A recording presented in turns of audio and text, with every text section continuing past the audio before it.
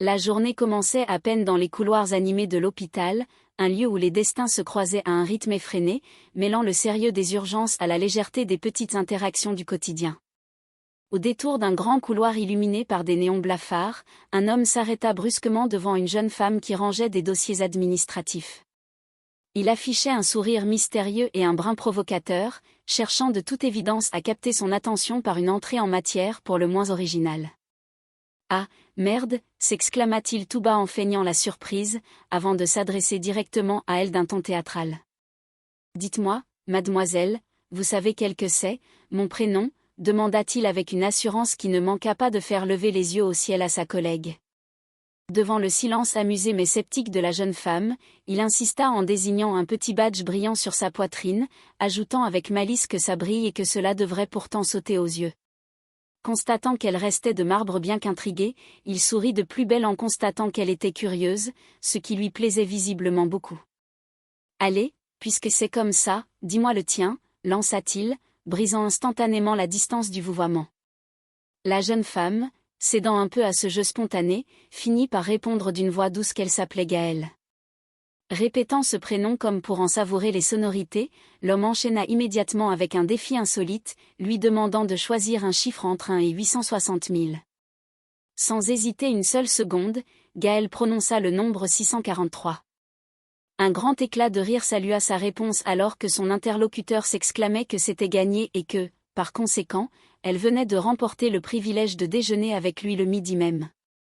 Gaëlle, s'amusant de cette conclusion hâtive, répondit par un peut-être prudent, mais elle s'empressa de poser ses conditions en le prévenant qu'elle ne partagerait jamais sa propre nourriture.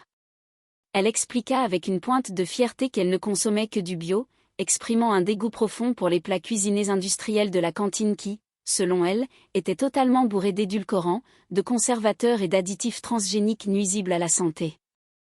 L'homme, loin d'être découragé par cette tirade diététique, l'interrompit avec enthousiasme en répétant plusieurs fois qu'il était entièrement d'accord avec elle et qu'il était lui-même adepte du bio à un point inimaginable.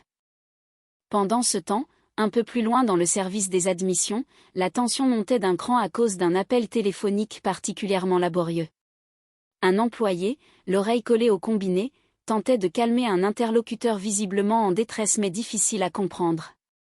« Arrêtez de souffrir, vous commencez à me saouler, là », lança-t-il avec une franchise un peu abrupte mais teintée d'une réelle volonté d'aider. Le dialogue tournait à la confusion la plus totale autour d'un mot mal prononcé, l'employé répétant avec perplexité le terme « mieux » avant de réaliser soudainement la gravité de la situation en s'exclamant qu'il s'agissait en réalité des genoux.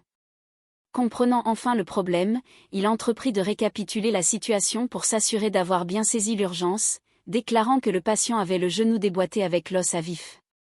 Réalisant l'immensité de la douleur sous-jacente, il demanda si c'était tout avant d'inviter immédiatement la personne à ne pas quitter la ligne afin de la transférer sans plus tarder vers le service des urgences médicales. À peine le combiné reposé, ce même employé se tourna vers un collègue qui passait par là, l'interpellant chaleureusement pour lui demander une petite faveur financière. « Jamal, excuse-moi, tu peux m'avancer 30 balles, s'il te plaît ?» demanda-t-il avec un sourire d'excuse. Jamal s'arrêta net, feignant l'indignation et répétant la requête à voix haute à plusieurs reprises comme s'il venait d'entendre la proposition la plus absurde de sa vie, insistant sur le fait qu'on lui réclamait 30 balles de bon matin. Malgré les supplications répétées et le ton mielleux de son ami, Jamal resta inflexible et opposa un non catégorique et sans appel. Ailleurs dans l'établissement, Clara était elle aussi accaparée par une conversation téléphonique, mais d'un ordre beaucoup plus personnel et familial. Elle tentait tant bien que mal de canaliser les reproches incessants de sa mère qui résonnaient de manière stridente à travers l'appareil. Clara supplia sa mère de ne pas recommencer sur ce ton sous peine de déclencher une nouvelle dispute inévitable. Sa mère lui reprochait amèrement de ne s'intéresser qu'à son travail, ce à quoi Clara répondit avec une ironie mordante que, se trouvant précisément sur son lieu de travail, il lui semblait assez logique de n'avoir que cela en tête, qualifiant cela d'extravagant avec beaucoup d'humour. Sa mère, peu impressionnée par cette répartie, l'interrogea alors sur l'utilisation de son temps libre.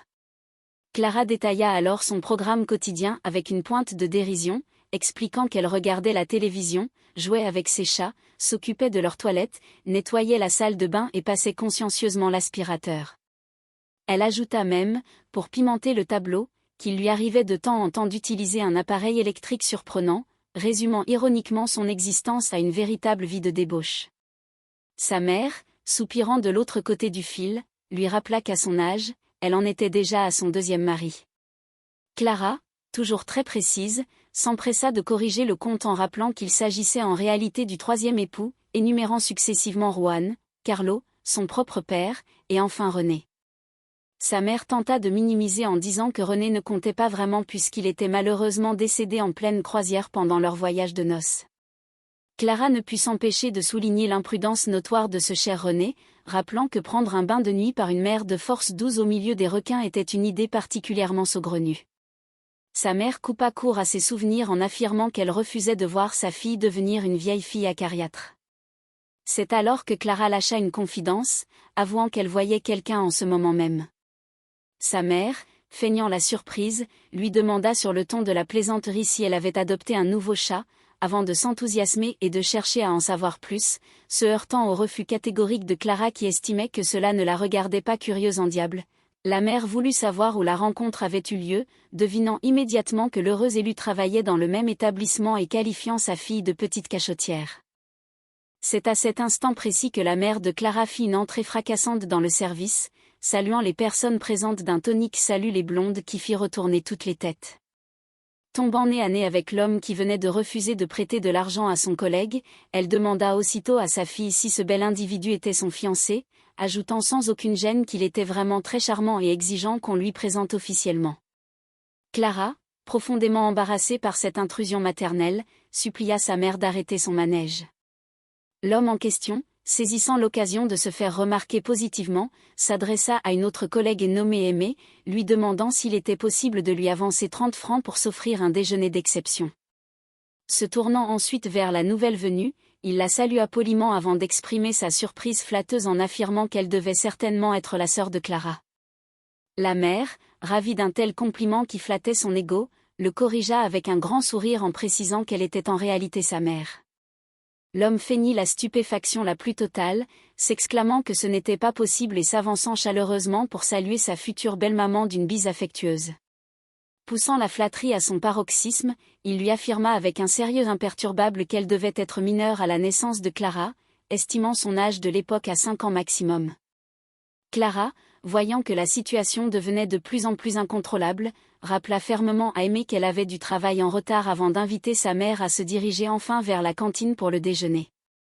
L'homme proposa alors à Aimée de se joindre à eux avec un immense plaisir, mais Clara intervint immédiatement pour décréter que c'était malheureusement tout à fait impossible. Face à l'incompréhension générale, elle expliqua avec malice que son collègue, qu'elle qualifia affectueusement de minou, avait reçu un ordre extrêmement strict de son supérieur hiérarchique et que, face au règlement, elle se montrait absolument impitoyable.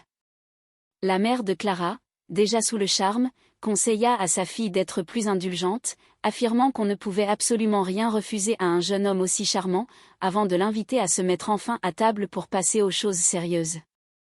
Le groupe s'installa dans la salle de restauration de l'hôpital, l'ambiance étant à la fois détendue et propice aux discussions animées.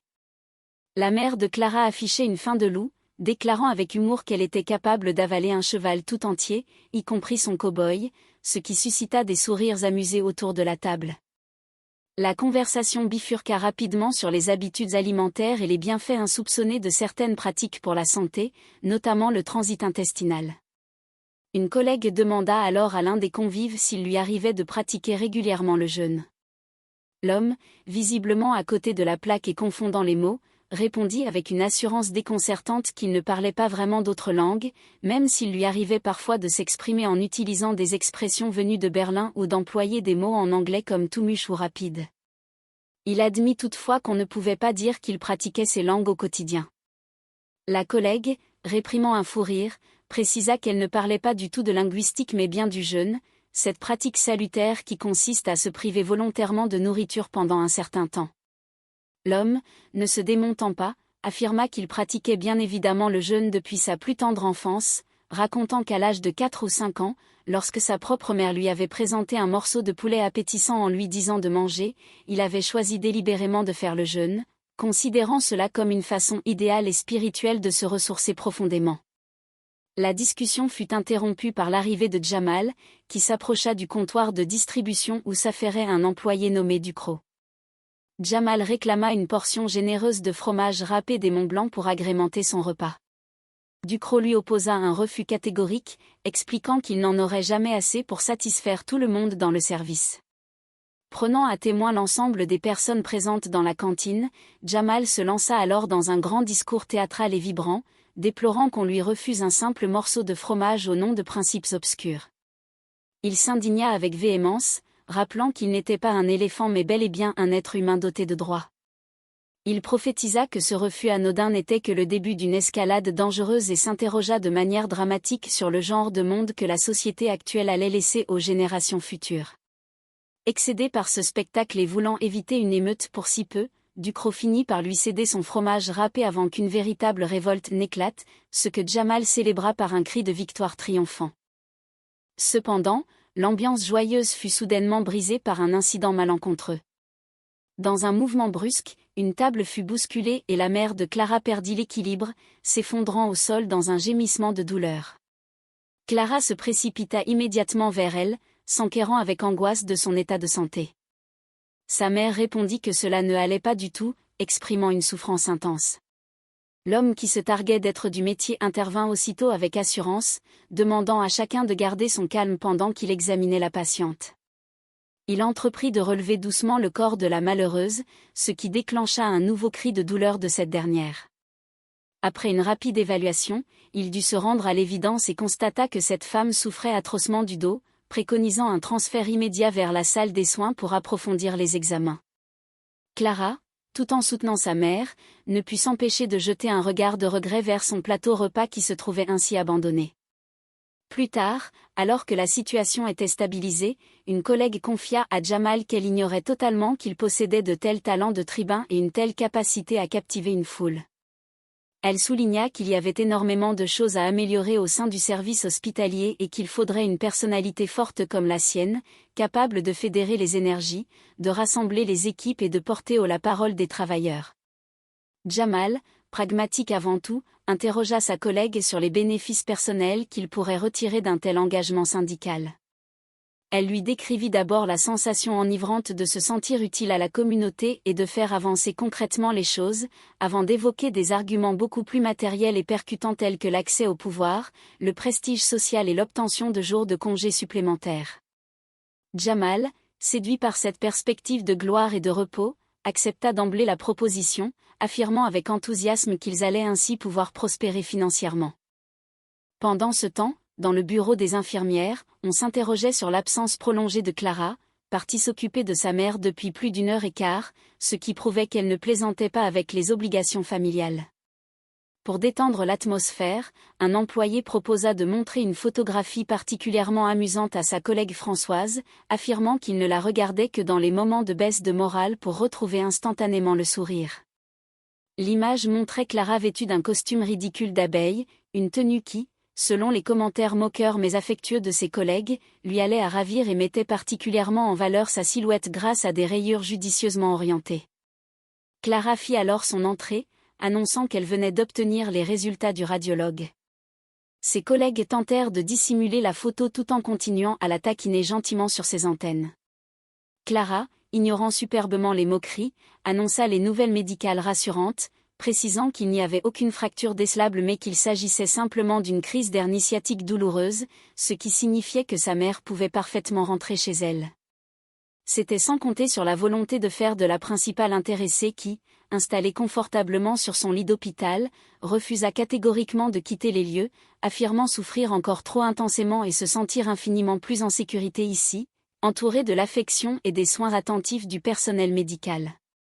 L'employé zélé prit immédiatement le parti de la mère, proposant de coiffer cette dernière de 2 couettes pour la rajeunir instantanément et suggérant de voir avec le médecin de garde pour prolonger son hospitalisation de quelques jours. Clara manifesta son désaccord total face à cette idée qu'elle jugeait très mauvaise, tandis que sa mère insistait sur le fait qu'Aimée s'occuperait parfaitement d'elle pendant son séjour, ce qui poussa Clara à mettre en garde son amie contre les caprices imprévisibles de sa génitrice. La vie syndicale prenait désormais une place prépondérante dans le quotidien de Jamal, investi de ses nouvelles fonctions de secrétaire général au sein de la Confédération du service d'orthopédie, une élection obtenue à l'unanimité sous les ovations de ses pairs.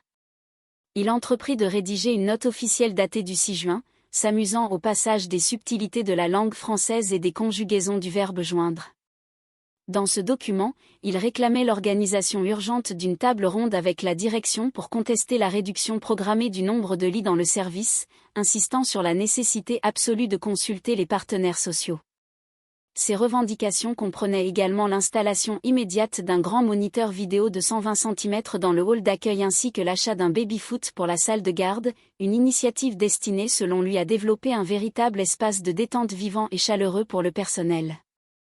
Plus tard, au détour d'une conversation, la mère de Clara raconta avec nostalgie que sa fille avait toujours été d'une générosité rare, donnant dès son plus jeune âge ses propres poupées pour que les autres enfants puissent jouer avec elle. Clara, présente lors de cette confidence, réagit avec une pointe d'amertume en déclarant qu'elle n'avait visiblement pas le même sens de l'humour. Elle signifia ensuite fermement à sa mère que sa feuille de sortie était dûment signée et qu'il était grand temps de libérer la chambre. Un collègue s'approcha alors de Clara, feignant d'avoir une poussière dans l'œil pour masquer une certaine émotion, avant de la féliciter chaleureusement pour son intervention remarquable lors de la réunion de service, affirmant que tout le monde avait applaudi sa prestation. Clara, modeste et un brin désabusée, répondit que son action visait uniquement à obtenir le baby-foot réclamé par les équipes, avouant au passage qu'elle détestait profondément ce jeu dont elle n'avait jamais compris les règles, le confondant de manière amusante avec une sorte de tennis miniature. Son collègue s'empressa de la rassurer sur sa popularité légendaire au sein de l'hôpital, lui affirmant que tout le monde éprouvait une immense amitié pour elle, la qualifiant affectueusement d'amie indispensable du service. La discussion fut interrompue par l'arrivée d'autres collègues qui informèrent Clara que sa mère était en train de provoquer un terrible scandale auprès d'Aimé. Clara ne s'en étonna pas outre mesure, racontant que sa mère était une habituée du fait et qu'elle avait déjà harcelé un garagiste au téléphone pendant une année entière à la suite d'un simple différend, concluant qu'il fallait simplement éviter de lui communiquer son numéro de téléphone professionnel pour préserver sa tranquillité. Dans un autre coin de l'hôpital, Jamal affichait une mine sombre, profondément déçu par ses premières expériences dans le monde de la politique interne. Il annonça à un ami son intention d'abandonner définitivement ses fonctions syndicales pour se consacrer à d'autres projets plus pacifiques. Son interlocuteur lui déconseilla vivement d'entamer une grève de la faim qui mettrait sa santé en péril. Jamal expliqua alors qu'il se rendait dans les bureaux des télécommunications pour régler un problème de changement de numéro avant de révéler qu'il avait trouvé une méthode de protestation bien plus redoutable et efficace. Il décida d'entamer une grève de la parole absolue, jurant sur la tête de sa mère qu'aucun son ne sortirait plus jamais de sa bouche jusqu'à la fin de ses jours. Il commença immédiatement son jeûne verbal après un compte à rebours dramatique allant de 5 à 1. Son collègue, bien décidé à tester sa détermination et à le faire craquer, commença à lancer des affirmations délibérément provocatrices sur le football et sur de prétendus vols d'argent commis dans les vestiaires, allant même jusqu'à prétendre avoir déchiré une chemise de Jamal qu'il affirmait détester. Il ajouta avec malice qu'il avait un rendez-vous galant avec la sœur de Jamal pour l'emmener chez lui afin de lui faire écouter de la musique romantique. La provocation fonctionna au-delà des espérances puisque Jamal, hors de lui, rompit instantanément son vœu de silence pour hurler que son collègue était un grand malade et pour corriger une erreur culturelle impardonnable, hurlant que la célèbre chanson mentionnée était l'œuvre du grand Barry White et non de Marvin Gaye. La journée s'acheva enfin sur une réunion générale où les esprits s'enflammèrent à nouveau autour de l'avenir du service public. Un orateur passionné prit la parole devant l'assemblée des soignants, comparant poétiquement le sang à la sève des révolutions populaires et appelant chacun à prendre conscience de l'importance de leurs actions quotidiennes, aussi minimes soient-elles comme le simple remplacement des vieux néons défectueux, pour ne pas laisser les valeurs humanitaires se perdre dans les rouages complexes du capitalisme, un discours qui fut salué par l'approbation générale de toute l'assistance réunie.